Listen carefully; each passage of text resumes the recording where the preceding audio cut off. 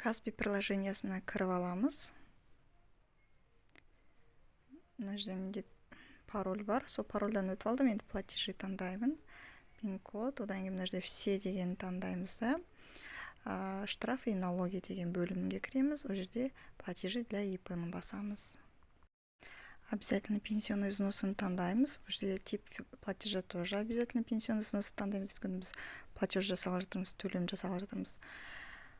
Ал пеня деген ол пеня төлеу үшін. Мына жерде периодты таңдаймыз. Мысалға июнь айына төлеуге жасақ, міне июнь айын таңдаймыз да.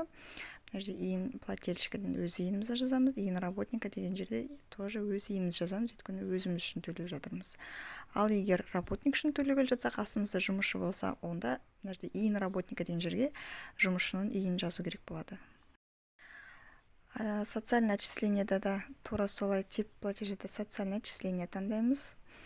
Платеж төлеу үшін период таңдаймыз. Төлейтін айды. Одан мына иін плательщика, иін работника деген жерге өз иінімізді жасаймыз. Өзіміз үшін төлеп жатсақ, жаңағыдай. Иін работника жерге тек жұмысшы үшін төлеген кезде ғана жазамыз. Бұл жерде максималка мынағында 14.700 теңге сума.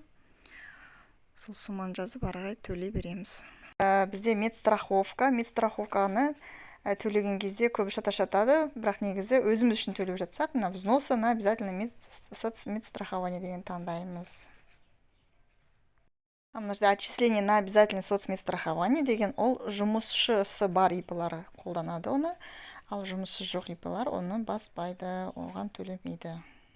Мына жерде взнос обязательно таңдайық. ВСМС бұл жерде индивидуальный предприниматель таңдаймыз. Период жаңағы тоже июнь айын таңдадық. Иін плательщика өзіміздің иінімізді жазамыз. Және ол 4200 теңге болады. Ары қарай өткен кезде 4200 теңге автомат шығып тұрады.